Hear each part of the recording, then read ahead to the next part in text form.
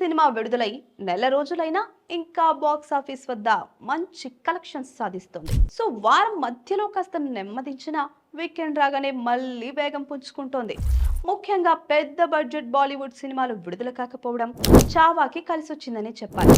John Abraham నటించిన the diplomat సినిమాకు మంచి రివ్యూలే వచ్చాయి, కానీ అది బాక్స్ ఆఫీస్ పై ప్రభావం చూపించలేకపోయింది. తెలుగు వర్షన్లో 15 కోట్లకు పైగా వసూలు చేయడం గొప్ప విషయం అండి. అయితే మరాఠీ వర్షన్ ప్రచారం మరింత ముమ్మరంగా జరిగి ఉంటే 20 కోట్ల మార్క్ను టార్గెట్ చేయొచ్చు. అయినప్పటికీ చావా ఇప్పుడు భారతదేశంలోనే అత్యధిక వసూళ్లు చేసిన టాప్ 10 సినిమాల్లో 8th ప్లేస్ లో నిలిచింది. ఇప్పటి వరకు ఈ సినిమా 555 కోట్ల నికర వసూళ్లు సాధించి యానిమల్ 553 కోట్లు, ఇంకా జవాన్ 543 కోట్లు సినిమాలను దాటేసింది. మొత్తం గ్రాస్ వసూళ్లు చూస్తే ఈ చిత్రం 741 కోట్లను అందుకుంది.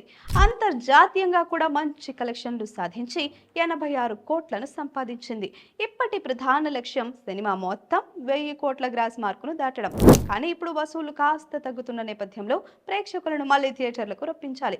అందుకోసం నిర్మాతలు కొత్త ఆఫర్లను ప్లాన్ చేస్తున్నారు. ఇకేమో ఉదాహరణకి బై 1 గెట్ 1 ఫ్రీ ఆఫర్లు, లేదా ₹100 మాత్రమే టికెట్ ధర వంటి ప్రణాళికలు ఉన్నట్లు సమాచారం. ఇక సినిమా డిజిటల్ రిలీజ్ విషయానికి వస్తే నెట్ఫ్లిక్స్ ఏప్రిల్ 2వ వారంలో చావాని విడుదల చేయనున్నట్లు సమాచారం.